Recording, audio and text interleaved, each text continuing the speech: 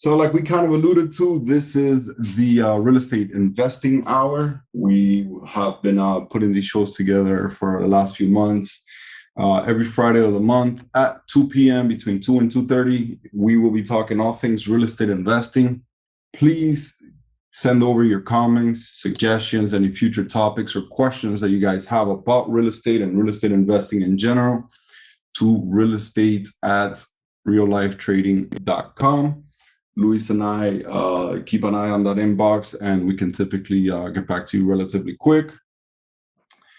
Today, we have a really cool topic in mind. A lot of people have been asking us questions about contractors and how to hire the right contractors, how to avoid bad contractors.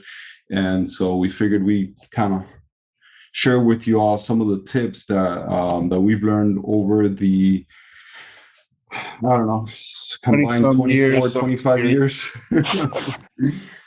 Couple hundred transactions. All of us, like 200 transactions and lots of constructors hired and, fired after one or the other. But yes, we basically, if you guys don't know us, we are, our specialty's been for the longest time buy and flip, or buy and rehab to the rent and create portfolios. So we got plenty experience dealing with contractors. It's not hard. Things need to be clear from the beginning. And that's what we want to talk to you guys about. The more clear you get the connection, the more clear you specify everything, the more clear you given instructions, like if it was, a little child, the better your results. The more effort you put in communicating yourself, what's your vision, the more results you're going to get at the end. Okay, but let's go little by little. We're going to be talking about the top 5 ways to avoid those bad contractors. The other thing, once you find a really good contractor, don't let them go. Okay, that's another. Sorry about this. Hey, this is real estate time, buddy, not trading time. I know. We did invite our friend RT3, which everybody here knows, obviously, in the community. He's very famous. Robert and Priscilla, his wife, have been working on a really cool remodel project that they've been taking part in for a few months. They reached out to us several months ago for a little bit of guidance and some help with choosing a contractor. So we thought it'd be only right to invite them on to kind of share their experience with this build out that they're doing, and share some of their knowledge and their experiences with us. I think they're here in the room already. Not sure, Robert, Priscilla, if you guys are on and able to speak. Yep, we're here. Can you hear me? Yes, sir. Loud and clear, sir. All right, cool. Yeah, Priscilla's here as well. Hi, guys. How are you? Thanks for having us. Well, thank you all for making time and hanging out with us. There is a lot of the OLT team here present with wanting to know what's been going on, what the updates are. I know I've been asking Robert for updates. I'm dying to know, what progress you guys have made on those condos. Well, it's kind of like, oh my goodness, where do we start? Well, if you want to take it from the top, kind of give everybody a background of what it is that you're doing, what the project is, what condition it was in and all that good stuff. I think that'll be good because I know it, but not everybody else does. All right, yeah. We actually have the whole timeline documented in a document because attorneys are involved. So that should give you an idea of how things are going. Boy. Okay. We as mucha gente here, I wrote out an 8-page timeline because we've had a lot of stuff going on with these. But okay. So Priscilla's doing all the work. Okay. Boss lady. Let's talk to boss lady. Let's see if I can do a Reader's Digest. So we found these condos. It was actually it used to be a commercial property. It was converted to residential. There's 8 units, and units 5 and 6 were the last ones that to really be like built out. They were converted to residential, but you could actually turn them into 2 studio units. So we bought it as one for around 500,000, and we've been in the process of converting it to 2 studios. So that, what was the projection, Robert, that you saw once we sell them? Yeah, so our initial cost basis was about 250, 275 per unit when you split them out on the back end. And given the Keystone Resort region has consistently seen anywhere from 20 to 30% appreciation over the last year over year over the last 3 or 4 years. And so if we were to, hold them, buy them, renovate them, split them up, and then hold them for 3-4 years, I was projecting that we would be able to then sell them at that point, given that rate of appreciation, for about 800 a piece, which would be 1.6 million total, and that would leave us with about $1 million in our pocket when the smoke cleared. That was the pie in the sky goal at the beginning. Okay. Yeah. Well, hey, those are great, very good looking Numbers are great. for sure. Yeah, the numbers are great, but the key word he said is was. Okay. So since then, we are noobs at this. So this is our first really major project, and we've made a lot of errors, but actually so has our contractor, so has the county, and so has the HOA. And so the comedy of errors has resulted in us starting construction in January and being told to stop. And it is now almost June, and we have not resumed. It's been an absolute nightmare to try to get things moving forward. So it kind of depends on what you want me to share and how where you want us to go. Question so we can keep up with the timeline. When did you guys purchase the unit? Okay, so we purchased it in October. Okay. And right away got an architect, an interior designer, a GC, hired within weeks, and then pretty much had the plans done and county approved by end of November, early December. Okay. And you started construction in January. Yes, that was the first error. So what happened there was, being noobs, I didn't clearly read the declarations from the HOA. And that's where the big error was, is that we started, and then within 2-3 weeks, we got a notification that they're supposed to approve the project.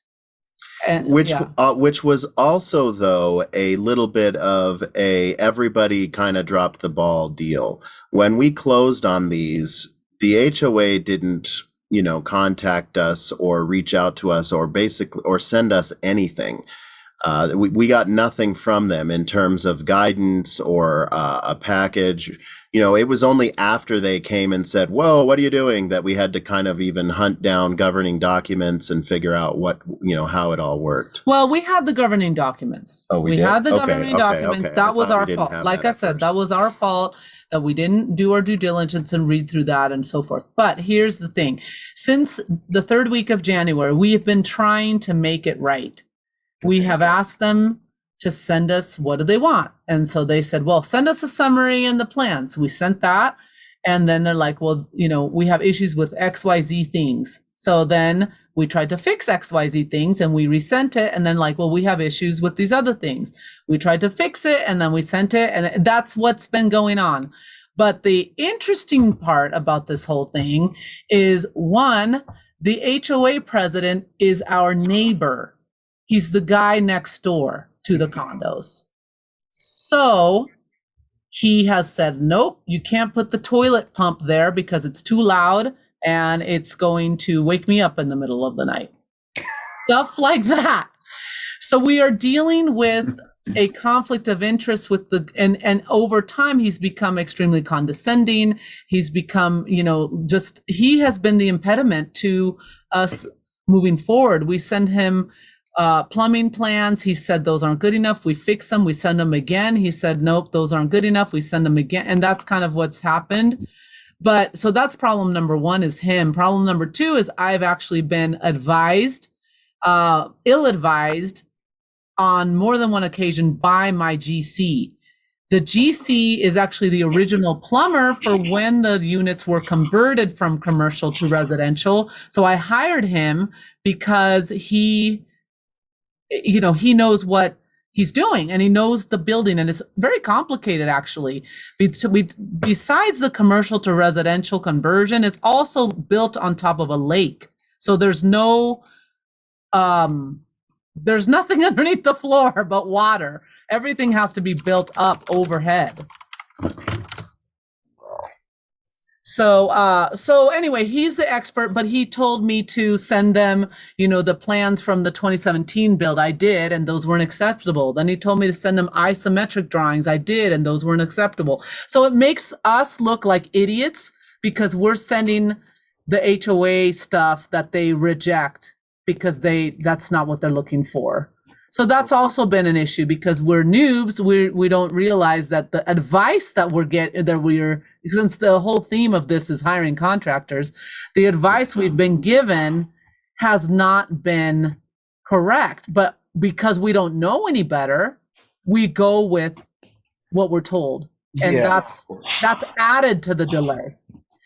And then you took the learning curve basically in a massive project. Oh my gosh. The third thing is that the county even made an error. They actually issued us, so they issued us our permits and they issued us the plumbing and the mechanical permit, but they didn't ask for drawings.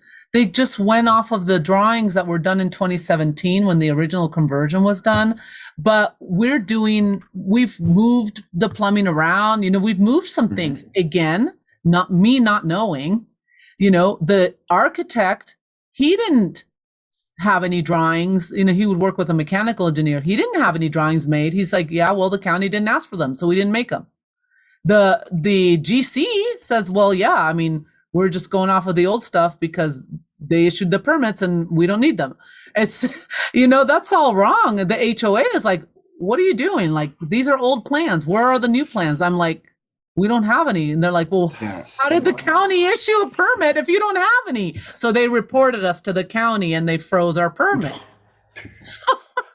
So everybody has made errors along the way, and it doesn't help that they're making these errors when we're out of everybody else, we are the least experienced on the team. Yeah, and the ones forking up the bill. Oh my gosh, this is so much money. Yeah, that's wow, that's so much to unpack here. Going back all the way to the very beginning with the HOA. And so let me ask, was there an interview process for this HOA? An interview process? Yes, when you first were buying the property. No. There was an application. Basically, you guys applied for the association or something? No. Nope. The seller was completely just hands off and very weird in the first place. Now I know why. It was just kind of marketed as a 2-for-1 deal. Buy these, you can convert them into 2. Made it sound so easy. We never met him. We never talked to him. Nothing. We bought it. We're like, all right, dollar signs in the eyes, and that's about it.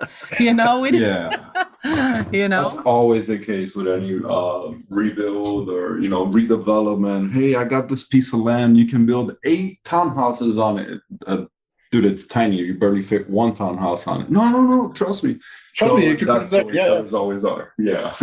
So never trust them. Always do your own due diligence. Yeah, always you need to do your due diligence. Even with association, just read the documents and everything. It's most usually when it's a building, different from a single home. If you share a roof, the association it's involved because the association the insurance goes by the building. That's where they created the condo associations, basically. And since they have the insurance in common, they always have to be involved in some way of the construction.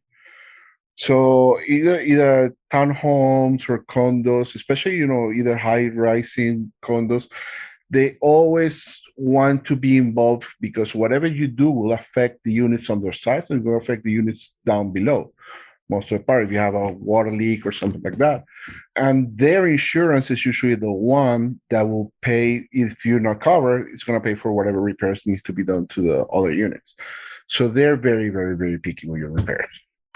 Hindsight on this, now where we're at, which is, fast forward, we've hired a lawyer who's written a long letter with a lot of the details of the timeline that I have put in, basically saying that the HOA president is being an impediment to the process, because I've repeatedly asked him for, what does he want?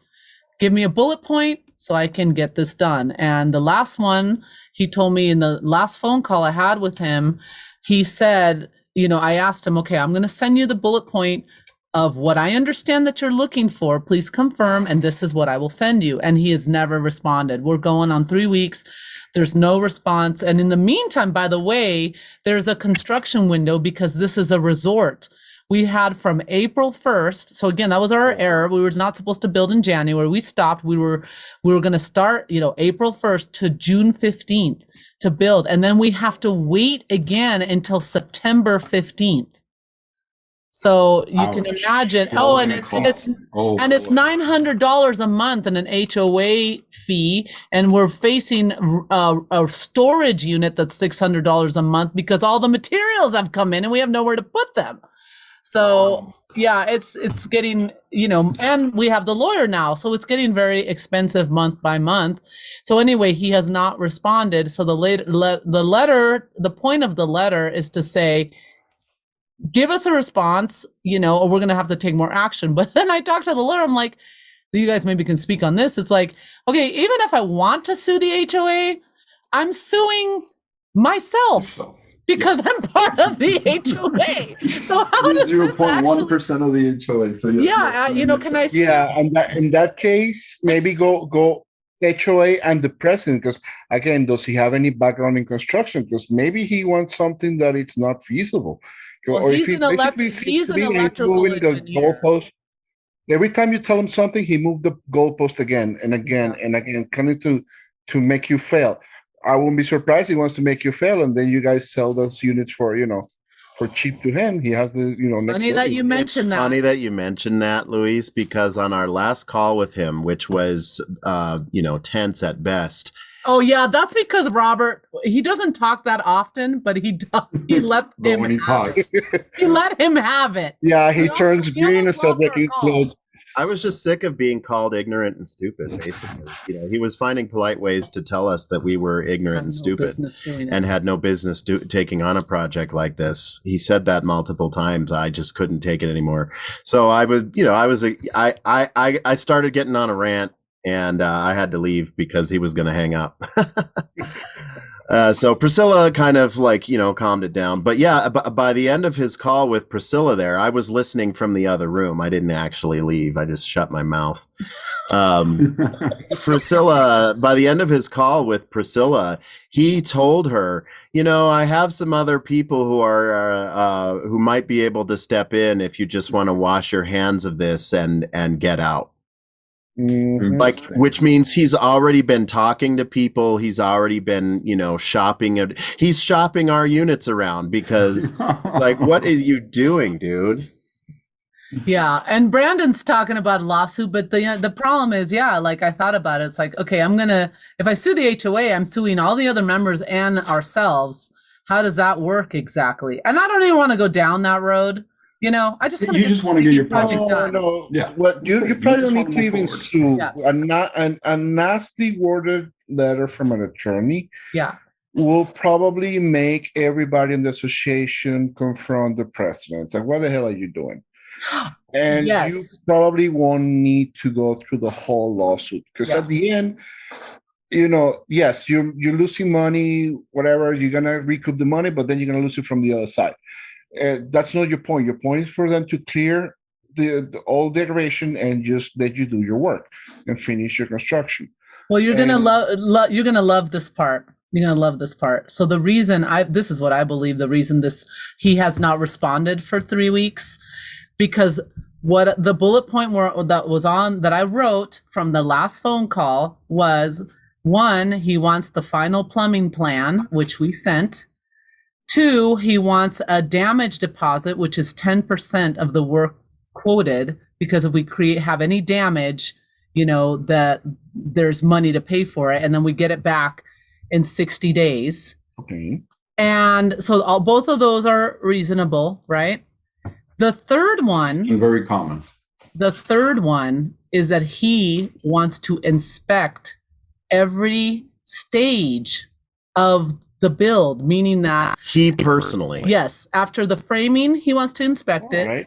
After the electrical, after the plumbing, each stage, which is a conflict of interest because he lives next door. Does he have any background in construction? Well, he's an electrical engineer. Okay. Yeah, but there is some HOAs, and then so Yates and Juan are saying a few very valid points here in the chat, right? Yes, HOAs have a ton of powers, but yes, Brandon, exactly. It is all in the bylaws. They can't just pull this stuff out from, where it needs to be in writing. It needs to have been agreed to and voted on many years ago, and it is all public record. At least here in Florida, I can go down to the clerk of court and pull the bylaws and all the details. And it can't change. It has to be voted on by all the members of that HOA, all the other owners. And so if there is a clause in there that they need to inspect and that they need a deposit, a damage deposit, then all of that is legal and it has to be forward. But just like Juan was saying, there's a lot of HOAs like to push. There's a lot of these older HOA presidents that are owners themselves, and they like to kind of push their weight around. I've had experience with that in the past down here in South Florida, and I just resort to the bylaws. And I've had many times where I've been threatened with violations, but if the bylaws does not say what they're saying, I ignore it and I move forward, and in the end, they can't touch me.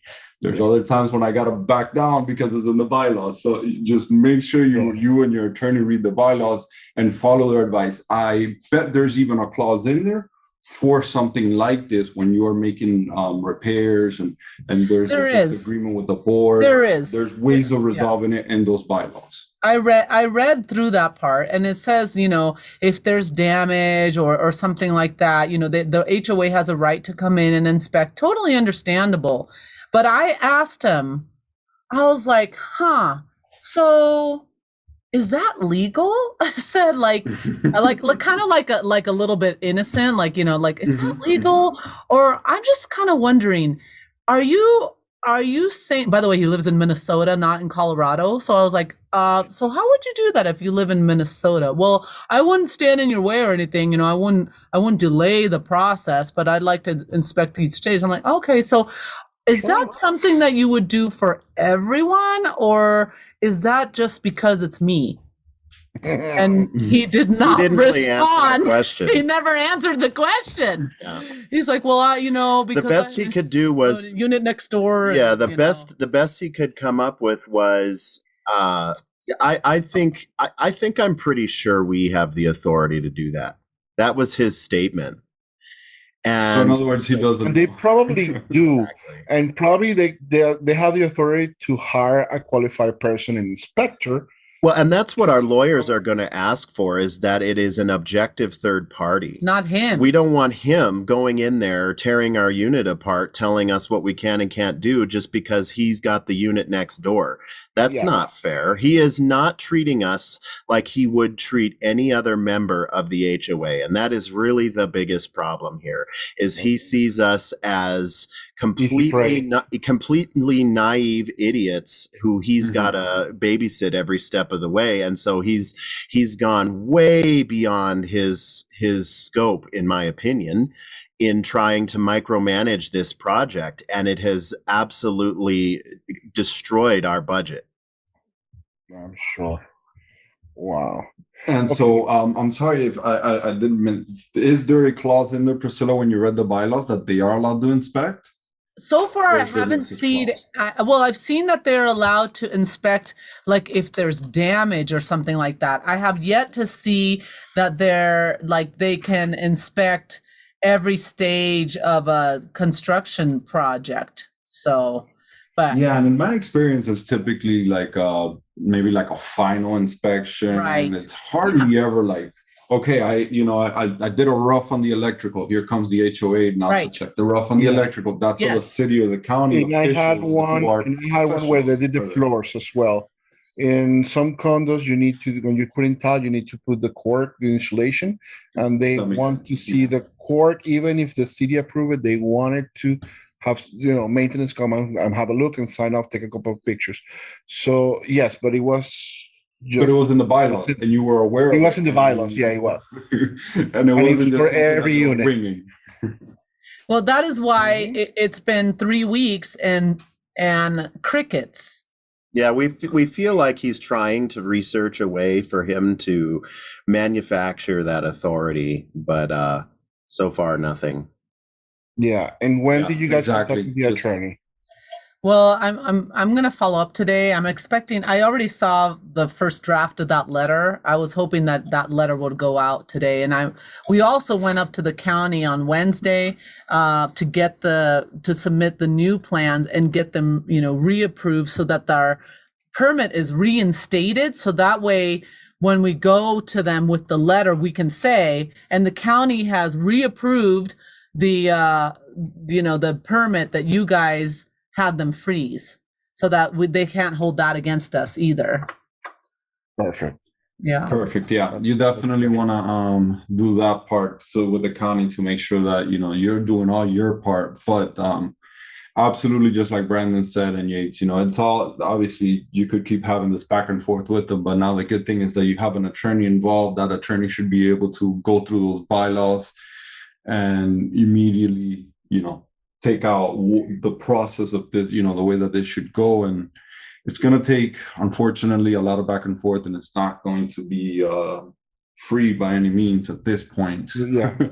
But I think what it's definitely been. It's a really good learning experience, and sadly, a very expensive and stressful one. I can see. Well, what I've That tried is just to that happens. It yeah, I mean, it's like this is our first foray into something like this. And realistically, gentlemen, this is not actually a massive project. And a lot of the architects and contractors we've worked with have said so.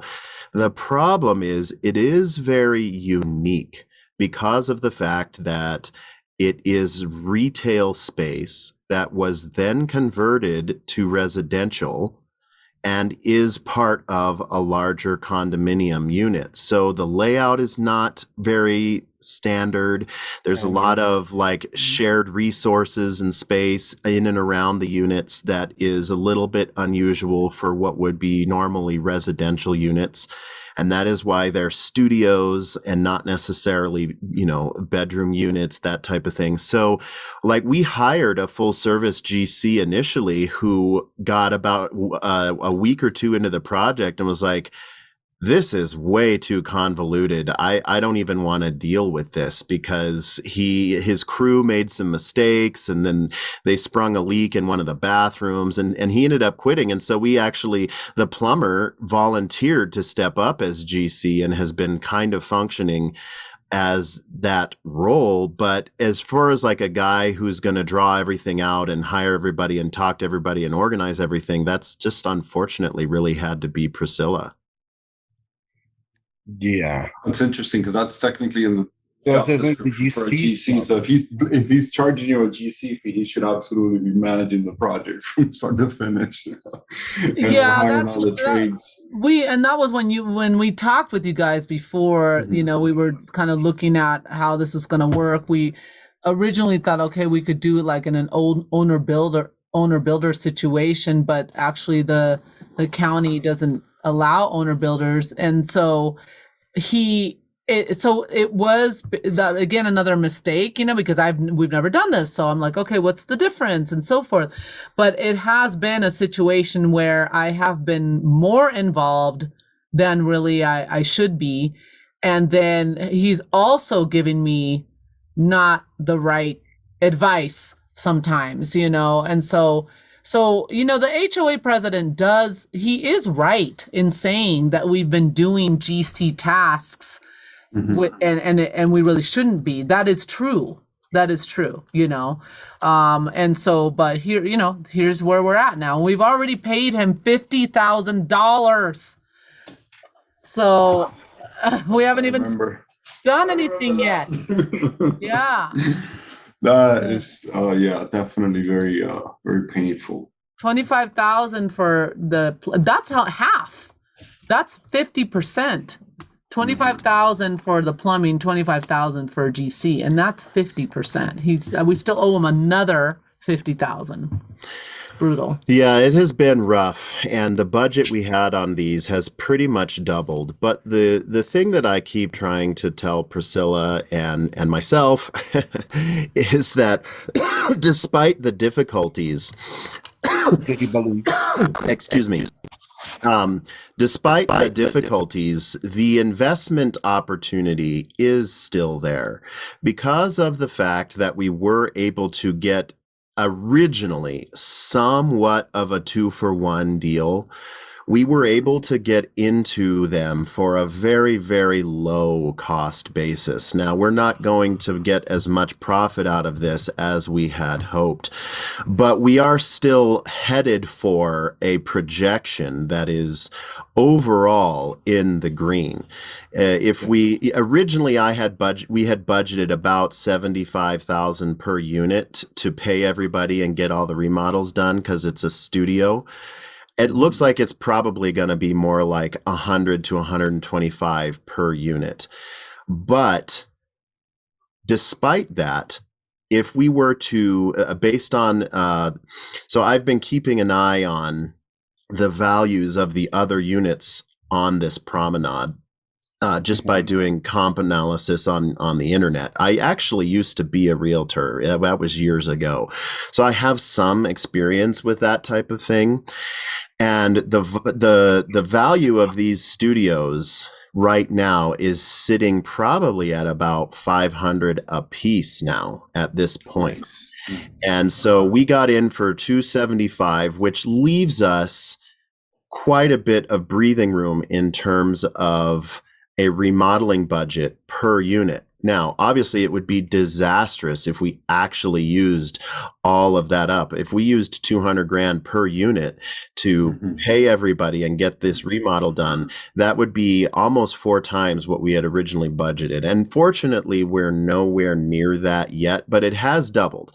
The budget that we had set forth to do this project originally has at this point doubled. But despite that, if all of the remodels get done and we do eventually move forward with this project and get everything wrapped up, we could sell them the day the renovations are done and still come away with a couple $100 grand in profit if we wanted to. Now, the difference is we want to use them. We're snowboarders. We're mountain people. We want to enjoy these condos. That was kind of the point, is like we want some passive recurring rental income when we're not there. And when we are there, we want a nice place to stay that's right next to the ski resort. So it's a win-win once we finally get there, with the exception of the fact that we have to live next to Butthead, who is like #1 on my most hated human list right now. Remember, Butthead doesn't live there anyway. Right, he's in Minnesota, but we do run into him every now and then. Would you guys like to see the units? That would be great. I was going to ask for some pictures. Yes. Okay. Fantastic. I mean, I don't have actual pictures unless you emailed them to me. Oh, you just showed them so these are the plans. All right, I'm going to share my screen. Are those the Go for it.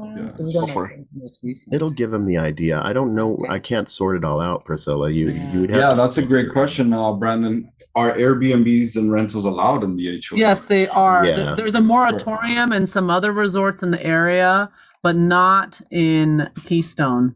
not Okay. in. Nice. Okay. Trust me, we at least looked at that. We're, I mean, we're stupid, but not that.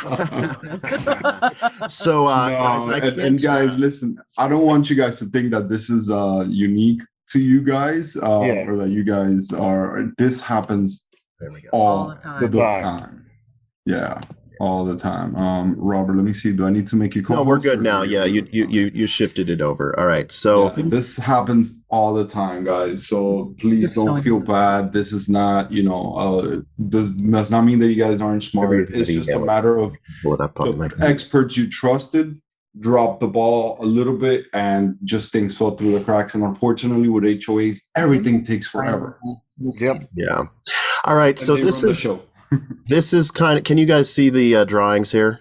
Yes, sir. If you could zoom in a little bit, that'd be great. Okay, let's see. A little plus sign there. Yeah, perfect. All right, so what we have here is as they were when we bought them. So this is just a little cross section of our two units right here. We have 5 and 6.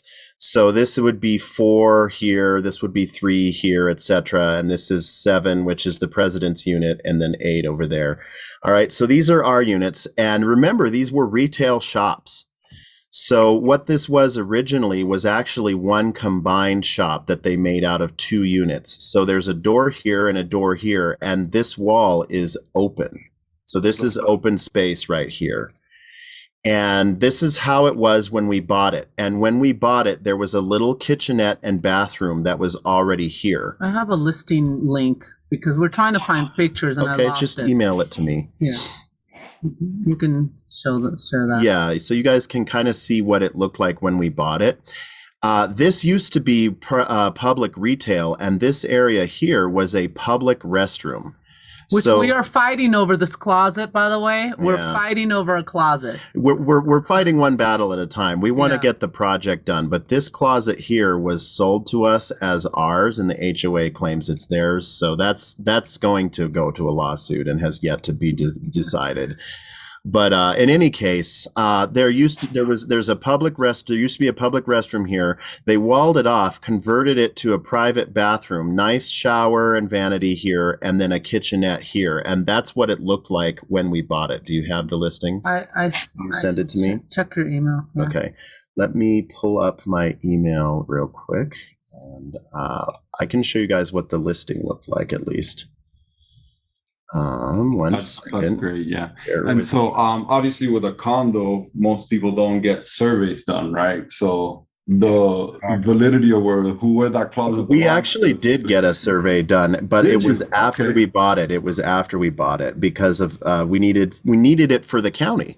The county submitted, they wanted a survey because of the fact that this is one unit. So that's kind of the thing is like we bought it as one unit. So we have to put a wall up and get a condo replat for this.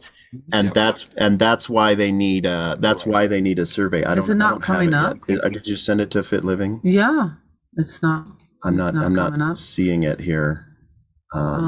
If you want to just put it in the browser, okay. I'll tell you. Sure. 22174. You have the address. We're doing that right now. Yeah, just put unit. Okay. Yeah, we're doing that right now. And that one, do the Redfin one. You want to do this? Yeah, you just show them the listing. Okay. All right. So this is kind of what the interior looked like when we got it. Well, these are staged. So this is a virtual staging. I'm sure you guys are familiar with that. For those who may not be, this was the first time I'd seen anything to this level of detail. What the space actually looked like. Hold on a second. This is what the space actually looked like when we bought it. So this is the retail space. You have kind of this, Adobe like style here in the Mountain West, if you will. And so this is the interior wall that's open, and then you have the door here, and on the other side of this wall is the other door. And so this is one studio here, and this is the other studio here. And so what they did when they put the listing up is they just virtually staged it. So this is the pictures that were on the listing. Boy, I wish it even looked like this right now. Seriously. We demoed it in January. We blasted it apart thinking we were going to start remodeling. We pulled these logs down. We pulled all these ceiling tiles down. We started demoing parts of the wall. We knocked out that kitchen, like we could have used it all winter long. Yeah. That was a big mistake. I was just about to say, you could have at least used it, right? Yep, we could have at least used it, but now instead it's a total skeleton right now. There's nothing.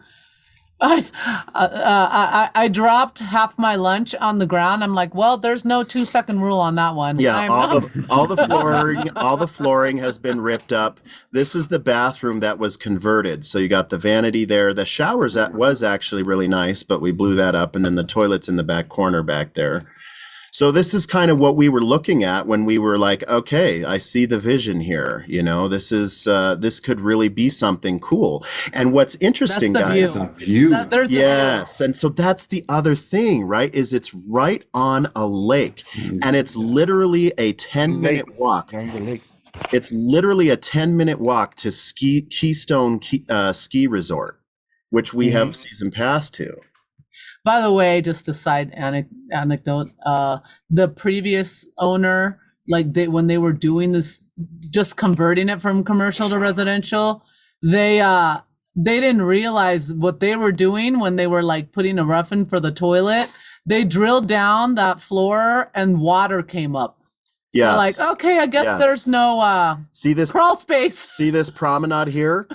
It's over the lake. The shore of the lake is actually right over here. So we are extended over the lake itself. Nice. Wow. Yeah. So this is kind of what here's some more pictures of the view. And what's really cool about this space, guys, is over here, there's a little pool house and a hot tub area that the whole community can use. Right. And then in the wintertime, this whole lake freezes over, and they open up a bunch of ice skating. They do a bunch of events. They put up a big Christmas tree in the middle, and then they have paddle boating over here. Over here is a bunch of shops and restaurants that's literally just walking distance right down the promenade. So it's a really cool little ski getaway. Eventually. I see the vision for sure, guys. Yeah, I see the vision totally. So the idea was for you guys to split the unit in two, so you get basically double income. Yeah. Yes, exactly. We double the rental income because after doing a little bit of market research beforehand, what we realized, guys, is that the annual rent for a 1-bedroom, and we got this from a property management company. So we did do some things correctly. We did make some calls and try to do some research. And we looked at, property values, and we look at. I was going to answer Yates's question. Oh, okay. It's 22174 US Highway 6, Keystone, 80435. 22174 US Highway 6, Keystone. Yeah. Yeah. So units 5 and 6 is this. So anyway, we discovered that the annual rent for a 1-bedroom against the annual rent of a studio, a condo in Keystone, over the course of a year is maybe a difference of $1 or $2 grand total. So rather than have one oversized 1-bedroom with 2 doors, we just put up a wall. Now we have 2 units, and we effectively double our rental income. And it also reduces liability too, because if one is vacant, the other one is producing. So perfect. That is very smart thinking. It's about 25 to 30,000 a year rental income. Yeah. So this is where we were hoping to go with it. Let me just get to. So this would be. Let me get to a better spot here. So this would be, with the wall up, kind of what we were, a basic idea of what we were going for. This isn't the actual drawing we ended up going with, but it's the best one I could find at this point. So there's the windows there. There's the door to one side. You come in. And we couldn't figure out what to put in the front here, guys, because those windows sit really low. Remember, this is retail space. Yeah. These are showcase windows. A couple of other units actually put their beds over here, and it's like, that's kind of weird. I don't want to sleep right on the promenade, you know? So we're like, is there, by, you know? That something happens, Exactly. You don't put it land. Don't sleep in too late or have too much fun because the windows are right there, buddy. So yeah, it's a little bit interesting. So we're like, what could we really do there? And we thought, if we made this kind of like the food space, that's not that unusual. If you're sitting at a little cafe, you're often eating right by a window anyway, right? So, so we thought, why not reroute the plumbing? And we talked to our plumber who said he could do this and put the kitchen and the dining area right up front where the windows are. So that's what this is going to be. And that's the fridge there. This is a sleeper sofa. So, and then this right here is kind of what makes it happen. That is a Murphy bed.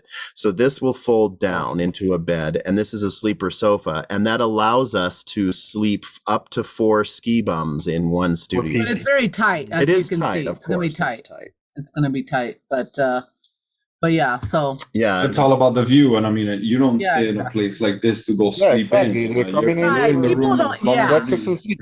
Yeah, exactly. They're not going there to just, they're just going to sleep. That's it. They're going to go ski, So this is a view from the other side. The angles are a little bit different on the other side unit. So the kitchen doesn't angle in, it kind of squares off. And we have a little table here. And then same thing, Murphy bed will fold down, sleeper couch will fold out. And then that's the bathroom back in the corner back there.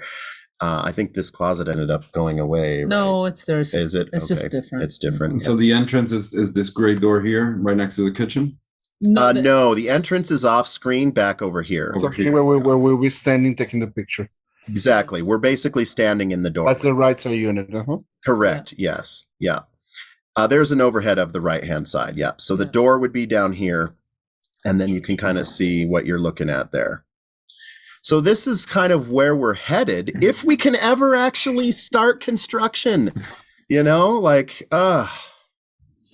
definitely I'm sorry, guys. This has been a very painful great. experience. I can only imagine the amount of stress that you guys have been One dealing with quick this question. thing. This is definitely a tough one. If I'm not, one quick question. You said that the owner, the president of the association, is in Unit 7. So it's the one that he faces this he's unit, on this right? wall right here. So he's on I the side of this wall. Yeah, yeah. So he doesn't have a problem in the kitchen there, but he doesn't want the toilet. So Where was the toilet originally on this unit? So the issue with the Because toilet. you had the kitchen on the other one. So okay, so first of all, there's nothing exists right here. If you remember the original picture, there's actually no, Correct. this is a complete empty box. We have to put in the toilet and nothing's there. Whereas the other one does have a kitchen. That's why it was an oversized space, right? So the issue has to do with it's a pump and a macerator. Like all the sewage gets pumped to this main area that gets pumped up to Highway 6. Yeah. Remember, because there's just a lake underneath, so there's all the plumbing is actually goes up no gravity overhead. Right. All the plumbing goes up and overhead, and then it goes to this mechanical room where it's all pumped up to Highway 6. So, so I mean, in reality, if you look at this picture right here, this is kind of a zoomed out view. These are our units right in the middle of this promenade here. It sits right over the lake. So all of the sewage gets pumped underground through pipes that run up this mountain up into a highway area back behind all of that. Yeah, so to answer your question, the pump itself is fairly loud. And so he said that it needs to be moved to an interior wall. It can't be on a shared wall, a party wall with a neighbor. The thing is, he misunderstood the drawing and the notes, first of all, but we try it, and again, just to try to placate him and try to play nice, we changed the drawing we moved it, and the pump was actually inside the kitchen cabinet. Can you do your circle-y thingy thing? No, what are you doing? Right here. No, go right here. Right there. Circle that. Circle that, please. Thank you. Okay, that's where the pump was, right? So it's not on the wall, inside the wall. It's in the cabinet, which is kind of disgusting if you could think about it, right? There's a sewage pump in your kitchen cabinet. As long as we don't break. Right, exactly. So, but then he said, nope, it's too close to the wall. It's only 2 feet away from the wall. It needs to be moved farther away. So put it in the closet so you can see what we're dealing with. Like, where in the bylaws does it say it has to be exactly what I was going to say? Yes, where in the bylaws? 6 feet 6 inches? Like, it's so arbitrary, right? But we did it anyway. All right, so let's pause for a second. In the original, when you guys bought it, the bathroom was on the other wall, on the other side, on the other unit. No, where was the pump? Yes. Okay, so first of all, the other wall, there is no neighbor. It's like there's like a walkway, okay, and there is a mechanical room. So on the closet, there's a mechanical room way off screen here, and the pump is actually in there. It's not even in the unit at all. It's not even in the unit. Now I'm going to ask you a third question. Does his unit? What's on the other side of his unit? Another unit. So where is his pump? His pump is, let me see here. Ironically, our plumber put in his pump, which is. So you can copy his pump if that's good for, it's good for one, it's good for everybody. Well, we've already, at this point, we've already addressed that. That issue has been a hot issue for months and months. We've already addressed it. We're at this point where he just needs to say, yes, the final plumbing plans are good. I don't know why he hasn't. Well, I do know why, because he's probably researching whether he can inspect every stage. But he doesn't have the authority because he's not qualified to say one or the other. And if he says anything, then your attorney is going to eat him alive. So that's why he's just wasting time. He's just dragging. Yeah, he's just dragging his feet. And every day that exactly, Brandon. Unless he's a certified plumber or a plan reviewer, or he works for the county. Most of the time, HOAs don't have those powers to do that. They can have certain things in their bylaws, like that could be in the bylaws. Pump can be on a common wall, but it has to be in there. It can't just be like, oh, this morning I woke up and I found out that you're building next to me. I don't want it. Right. So it has to be something that's pre-existing in the bylaws. So yeah, I think you're dealing with and again, it's very common with HOAs, especially when you have a particular owner who's the president and has owned it for many years, and they think, most of the time they think they know it all, and they think that's what we discovered. They invented HOAs. Somebody said that those who join an HOA or are part of or those who aren't on an HOA board are likely people who got bullied in school. Have you heard that? Yes, I've heard that many times. Is the that one makes sense. That they got. I joined mine for like 2 years because, again, it's usually. Did you get bullied in school? No, not really. But the problem was that the people that are on the board is usually people that have plenty of time. So usually people that have plenty of time, they're usually bored and they just try to make themselves feel important. Yep. And we were having lots of issues with paint and, basically upkeep. The association where I'm living right now, they were collecting fees.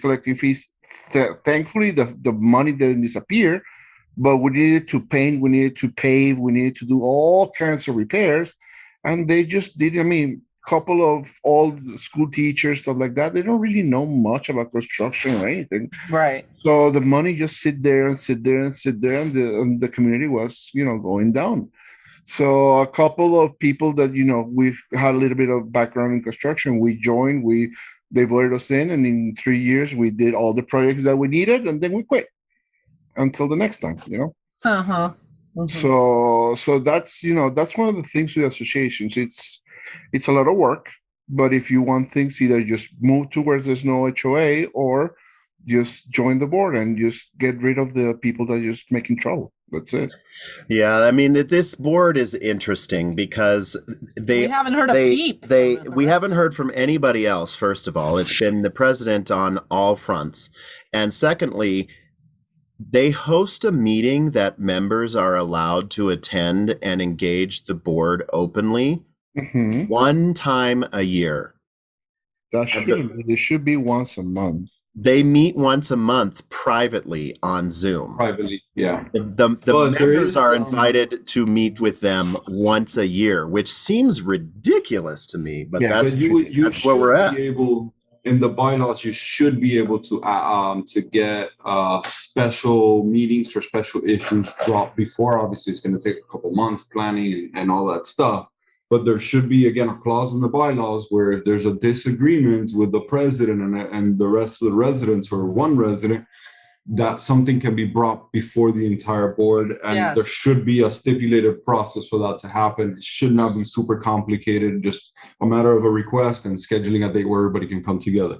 I've looked that up to try to figure out if we should, come to, a request to be in attendance in a meeting. So I do want to take a quick second to go through a few of the positives that you guys did and just kind of do a little bit of educating there. So number one thing that you guys did is take the screen share back if you want. No, actually, I want to see that picture of that location where the unit is, because number one thing that you guys did was you guys picked an excellent location. The real estate location, guys. You guys just you did your research really heavily on the location, and even within the resort, the location of the units themselves are it's the best location of them all. In my opinion, I mean, unless you're bothered by people walking up and down that walkway there, other than that, it is the best location, I would think, in the whole resort. You got an amazing view, and you could just kind of hop the rail and go. Well, actually, Luis, it's funny. It's funny you say that, because this dock right here walks right into the lake. Yeah, you see, so you can just like boom, hop. They already had the slide in their Amazon cart.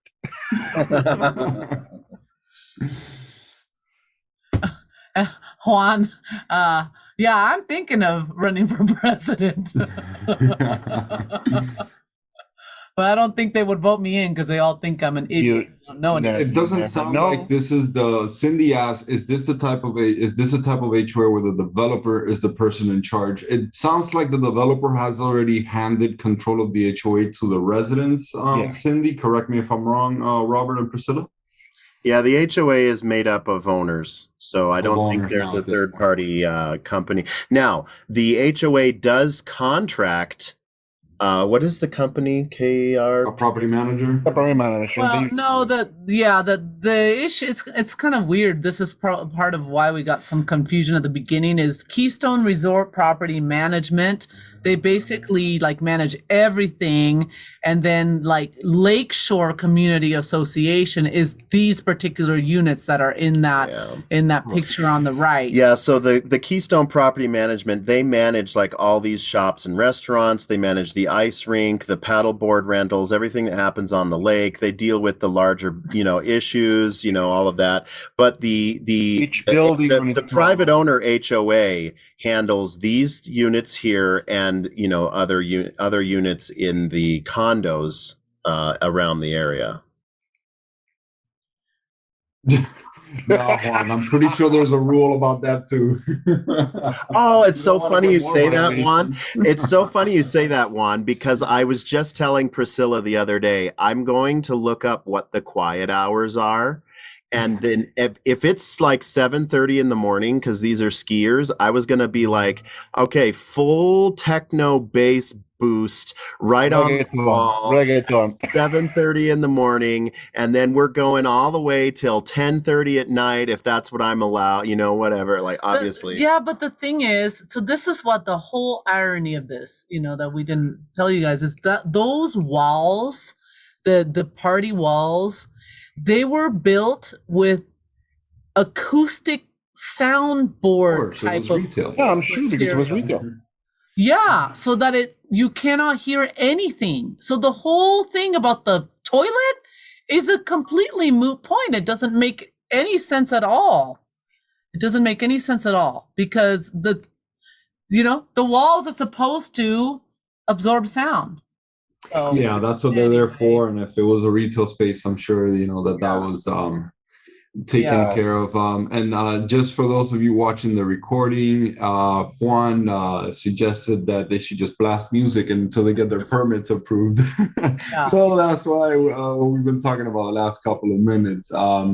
Cindy asked, is there a particular point in which developers have to hand over control of the HOA to the residents? And typically, in my experience, Cindy, at least here in Florida, that is upon the final unit being sold.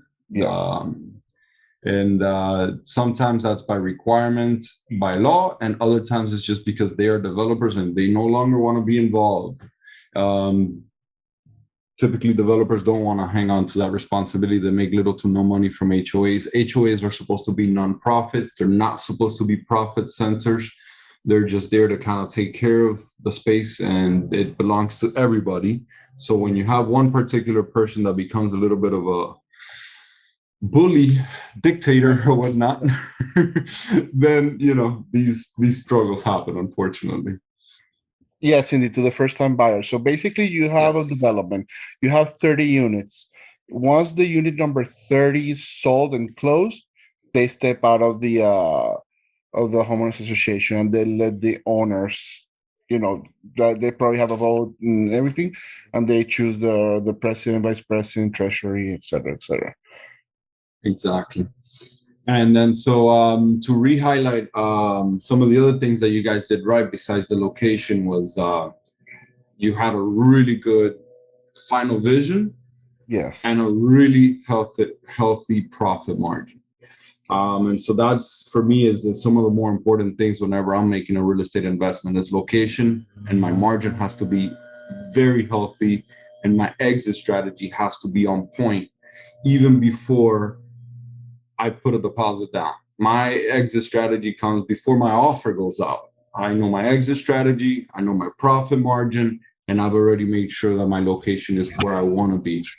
And so because of those things, Robert, Priscilla, you have endured some major pain. It's not over yet. Probably it's just starting to begin, because then comes all the fun of actual construction. When you actually start constructing, there's going to be a slew of other problems and more stresses, but you're learning a lot. And at the end, it's still going to be a profitable experience. So at least it wasn't, a very expensive university. Yeah, university. At least a profitable master's degree in construction. And not only that, once you finish this one, everything else should be simple.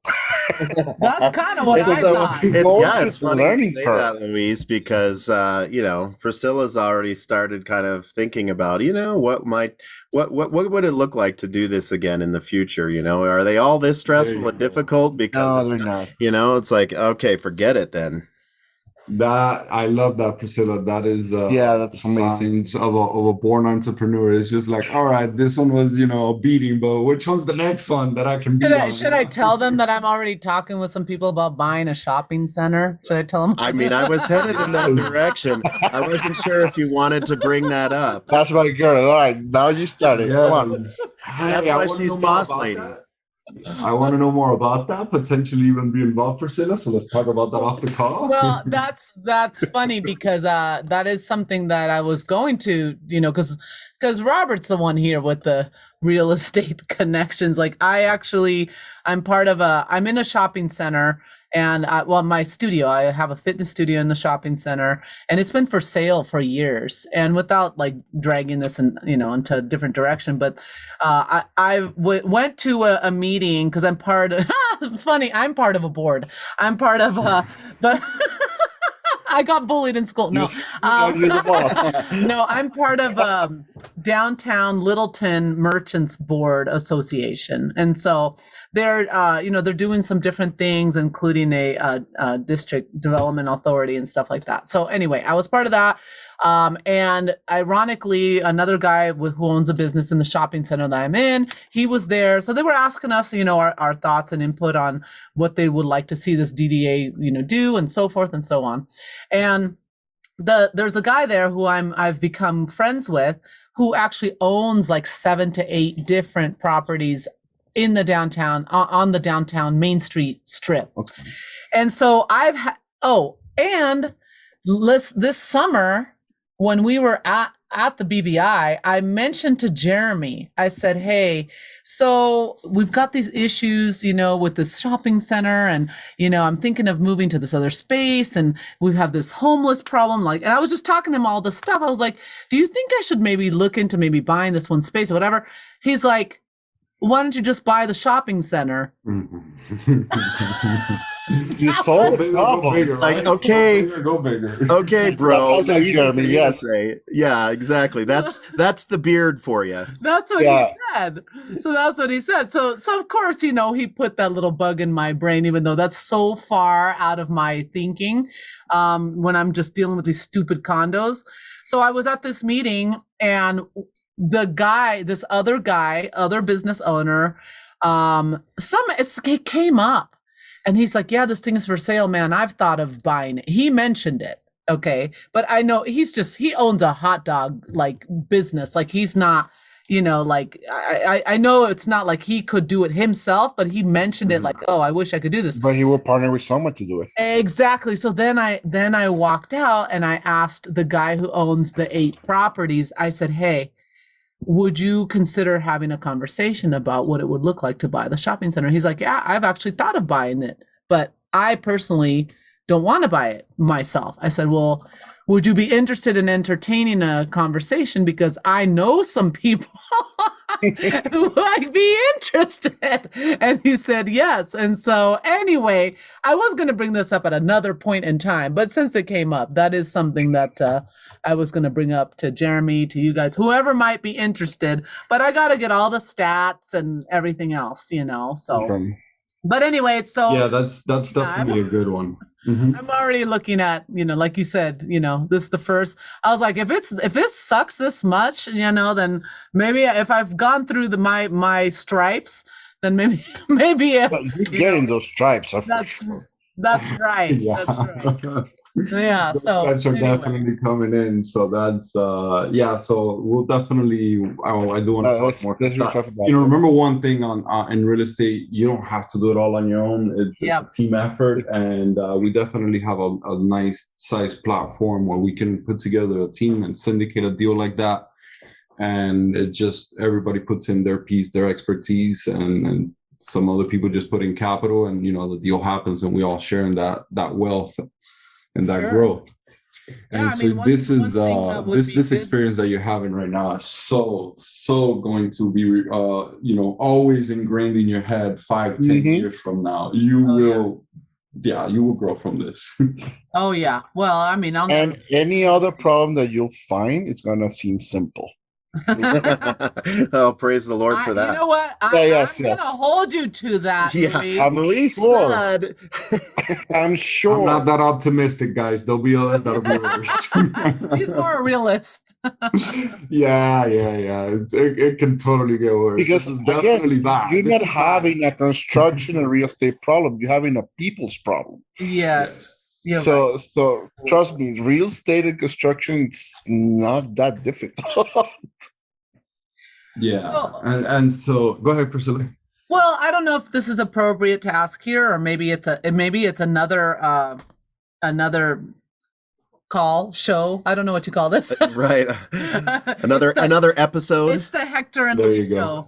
Hector and Luis show. Yeah. We'll call it the real life, as we call it, the real life real estate show. It's got very little to do with Luis and myself. It's more for the community, for you all to be able to kind of share your experiences. Yeah, we want to bounce out of everybody's questions, everybody's interest, and we have the experience, so we can talk and talk and talk, but the idea is to talk about what people want to hear. Right.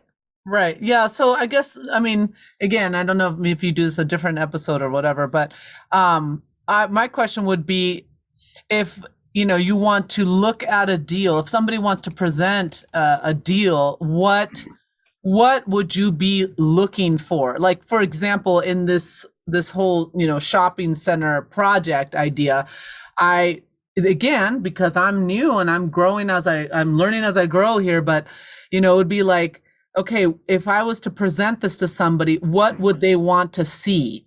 I mean, I know some basic things, but I don't really know, okay, what kind of numbers, what kind of traffic, what kind of, rental, all that kind of stuff. That's what I would want to, I don't know if we want to go into that or not, but So yes, and yes, all of those things. We could definitely make a different show about that, because that's presenting a deal to a group of investors is a whole topic within itself.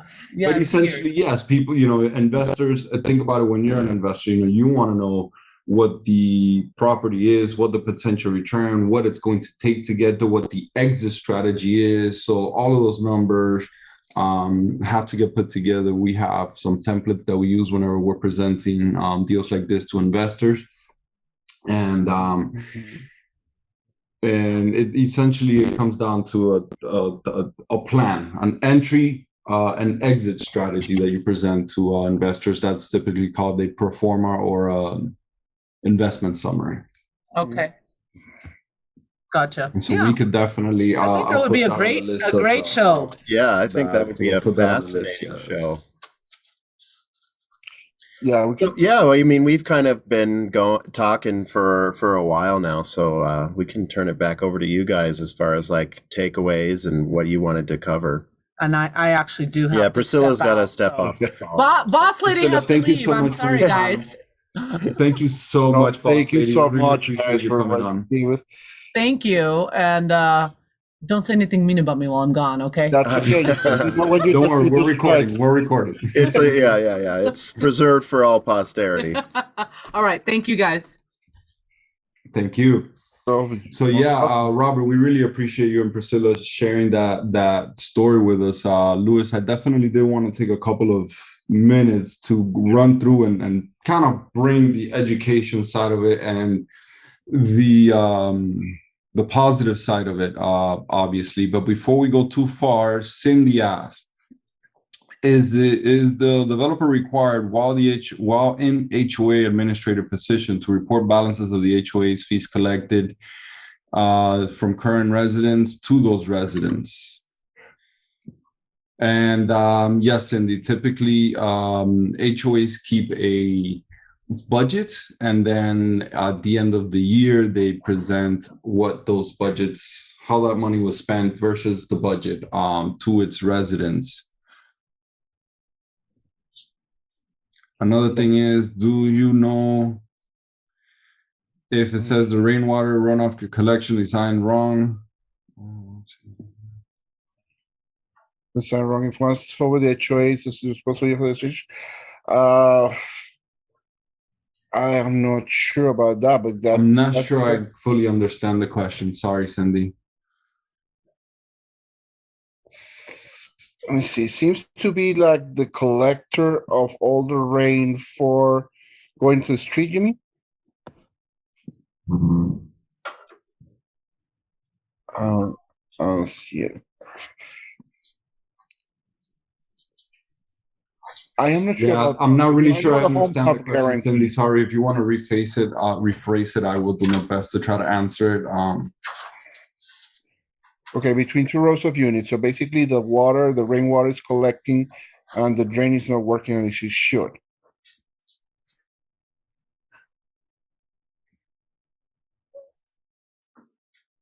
Like the backyard, like it's flowing the backyards.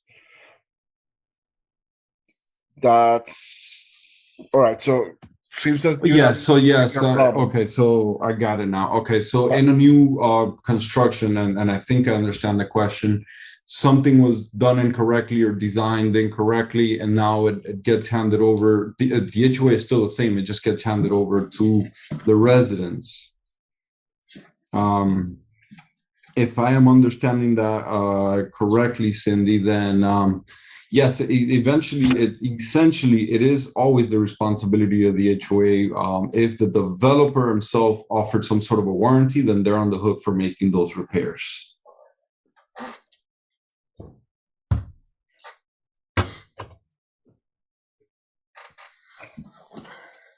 And yes, Chris, thank you for that. We always recommend that all investors or aspiring investors reach out to their local RIA, which is Real Estate Investor Club. There's one in just about anyone. Basically, like every county has one, or a couple of counties. We're members of Broward Real Estate Investor Association. Broward, Miami just became one, and Tampa Bay.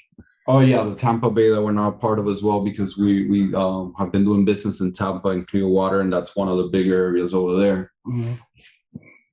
So kind of to circle back to Robert and Priscilla's great project here that they're working on.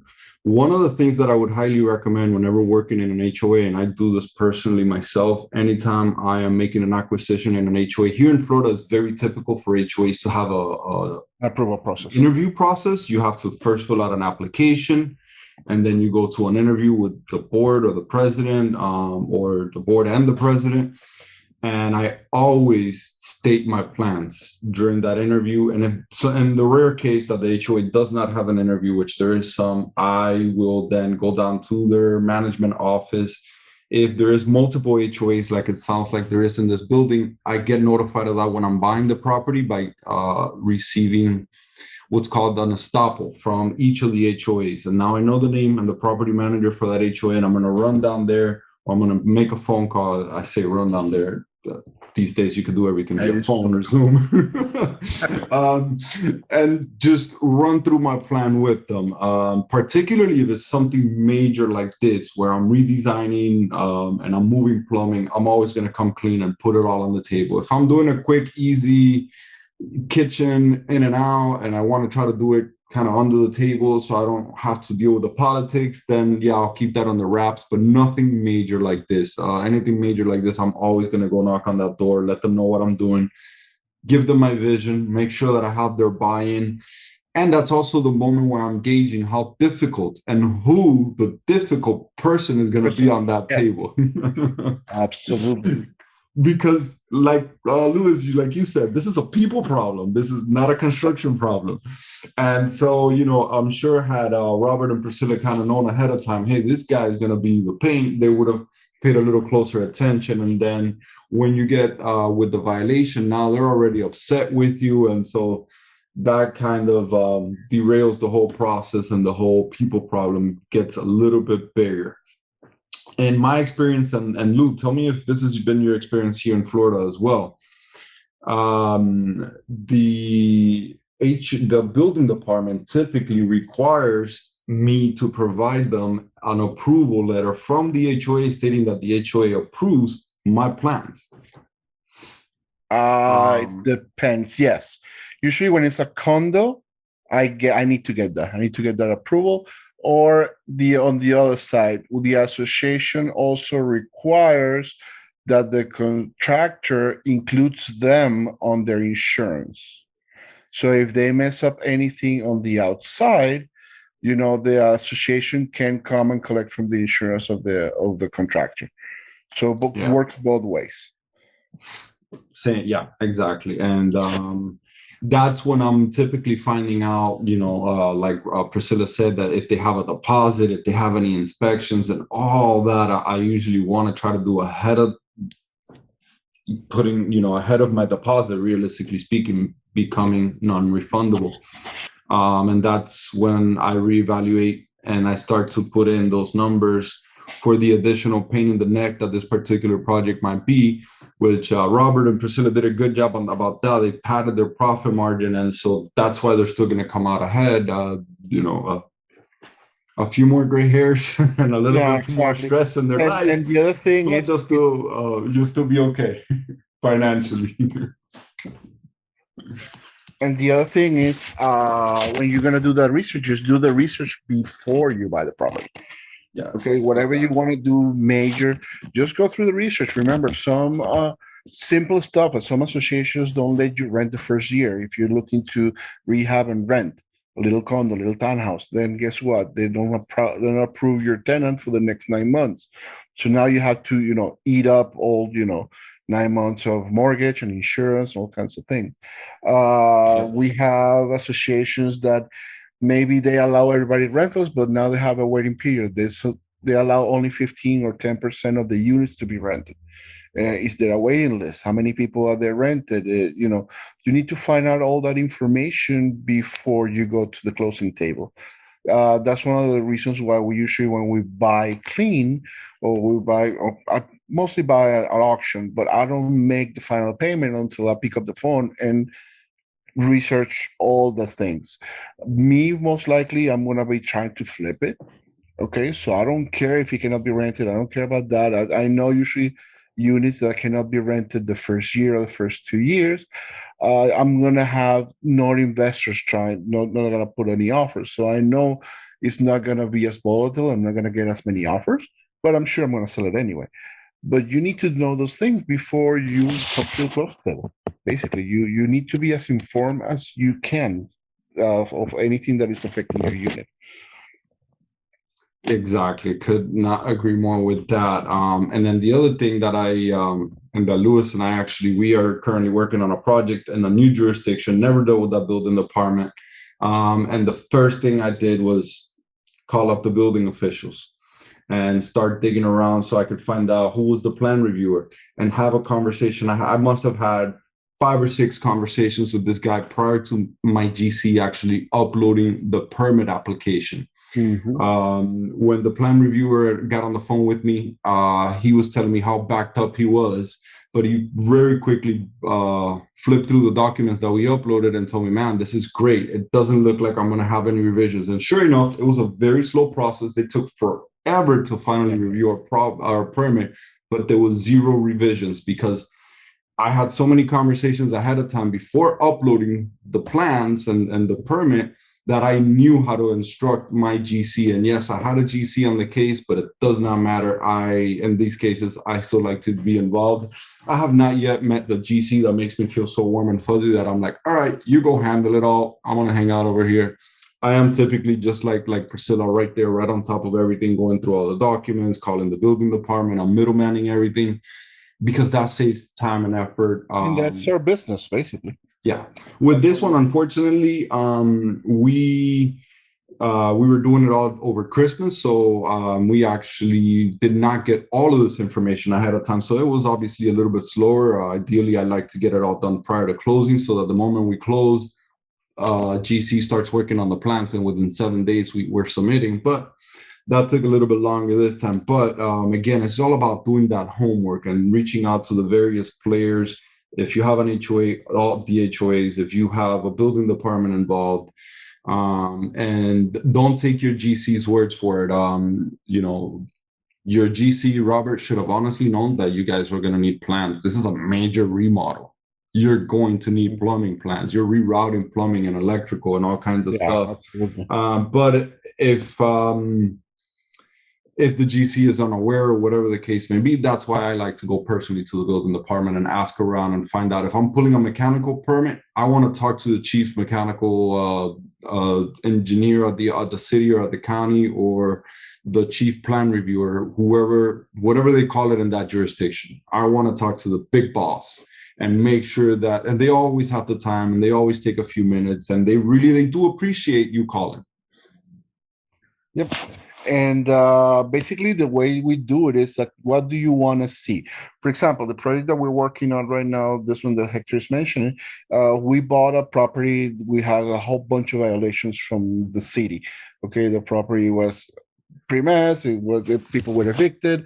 It was in disrepair for the longest time. So the best thing to do is that the person that is going to approve or disapprove our final product, you just go to them. Okay, what do you want to see here? What do you want this to look? What time frame you're looking for? What, because we're doing a major renovation. We're replacing all the windows with impact windows. We're putting a full, new ACs. We're doing complete major, basically a gut and start. And so the idea is, okay, what does she want to see? What does she want the final product to look like? So when the time comes, she has no buts or if for our project. So immediately, boom, project is approved because this is exactly what you wanted. And that makes your life way, way, way easier. Yeah. Yeah, no, and for sure, Robert, you were definitely going with what you were told and going on the advice of the experts that you saw. So definitely I think you did the best that you could. And I think that, these things right here that I'm saying, I've learned from just from experience, just like from this bumping one. our head. Just from the school of hard knocks, just getting beat over the head by building departments and contractors. And so one of the things that we wanted to leave the whole group with today were 5 tips that Luis and I have learned over. Luis has been doing this for a little over 12 years. Same for myself. Couple hundred projects each. So we've seen a thing or two. And one of the things that we've learned in hiring contractors and tradesmen is these 5 things right here, I think, are going to help you out. And granted, this would not have solved all of Robert's and Priscilla's problems, because again, they don't just have a GC issue. They've had they have a construction issue. And guys, this happens. Being an entrepreneur and being an investor is about problem solving, and it's about things not going your way and you figuring out the best way of getting out of it, in order to either still make money or B, lose as little as possible. Nothing is ever going to be as beautiful as you paint. I mean, all right, I shouldn't say nothing. There will be that one project. Yeah, there will be a few projects that are going to be nice and easy. But for the most part, remember, you are buying a problem property. So your mission is to solve the problem as easy and with the least cost money-wise possible. That's where you make your profit. Okay, so the way to help you do that is getting good contractors. So let's see, what are the top 5 ways to avoid bad contractors, or what are the top 5 of good contractors? 1, always hire verified, licensed, and insured contractors. Always, okay? When we're talking about contractors, Hector likes to make the definition about contractors, GC, and tradesmen. You want to basically clarify that to them? Yeah, so we're talking about contractors general. Yeah, so contractor is obviously anybody that you hire on a contract basis, right? But specifically here, we're talking about GC, so a general contractor. And sorry, that's misspelled. It should be GC, not GSS.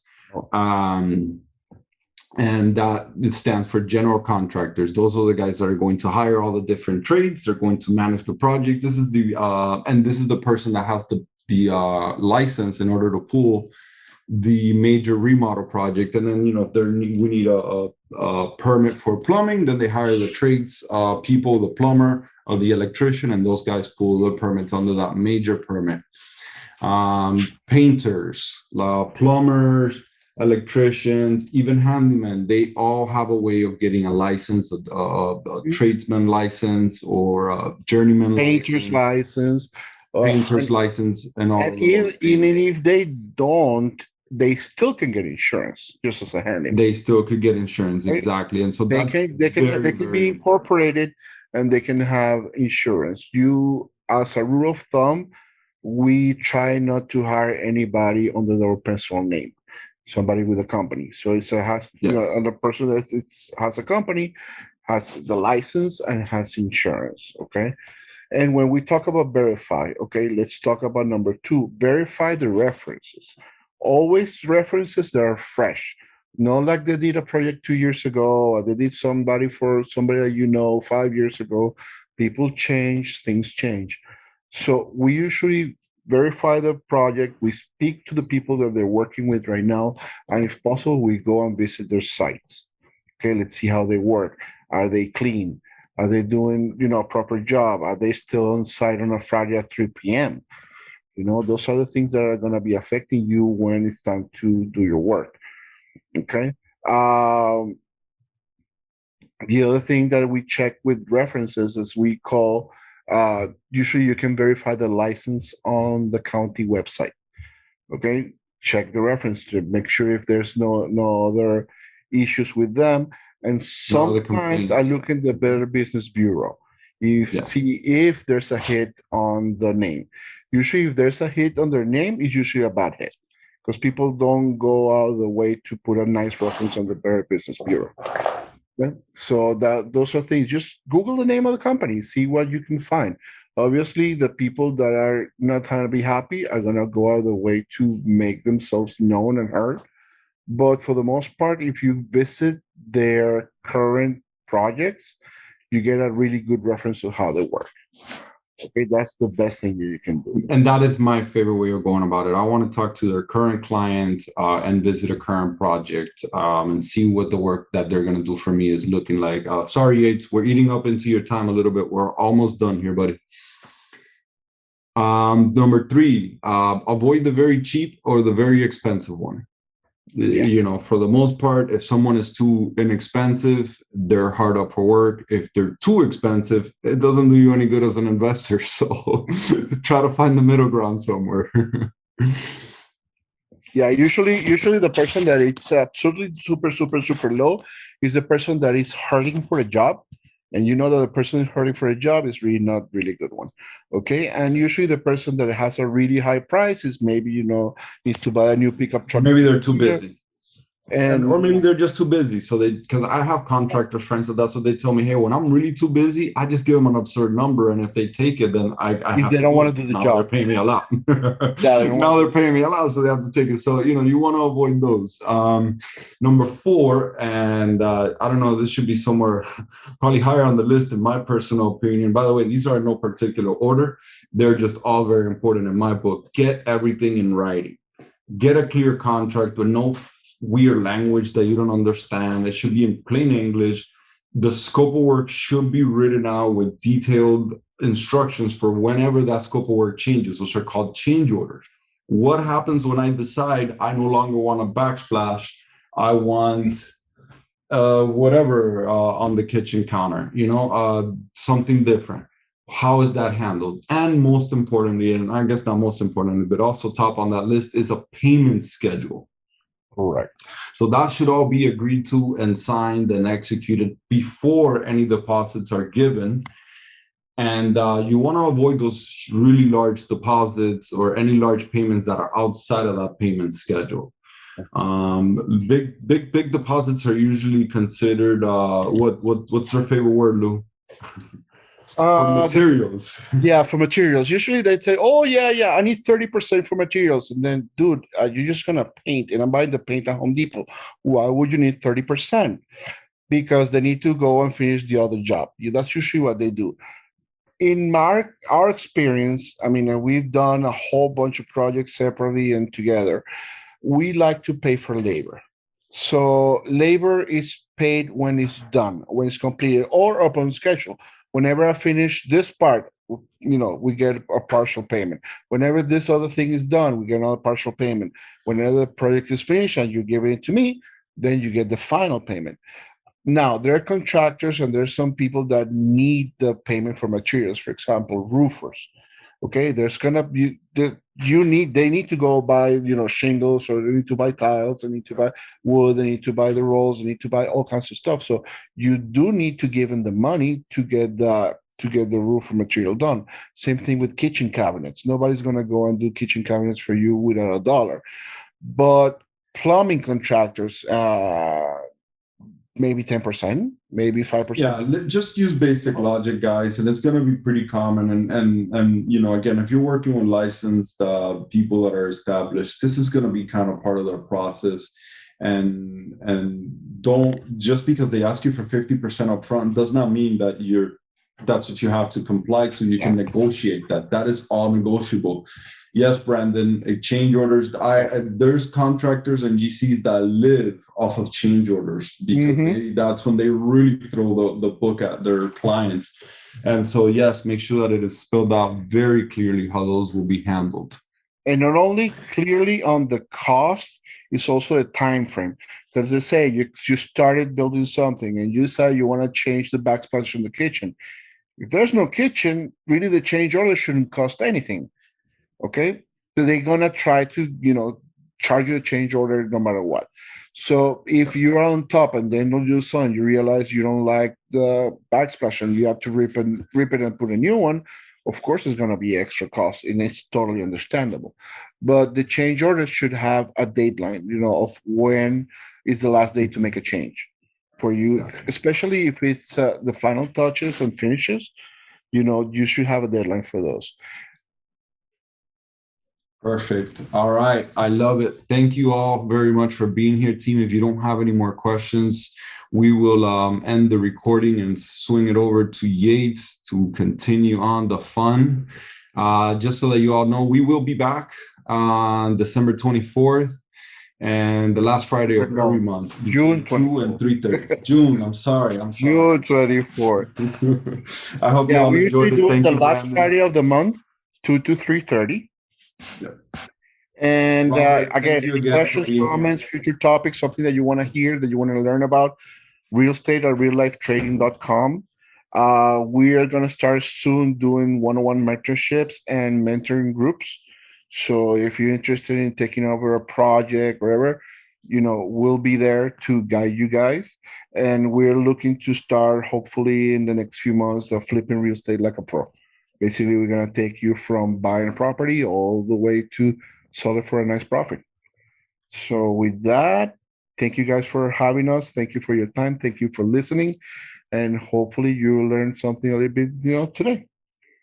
So I guess Yates is the man that's in charge, the man of the hour. And once again, Robert, Priscilla, thank you all so much. Very much appreciate you being here.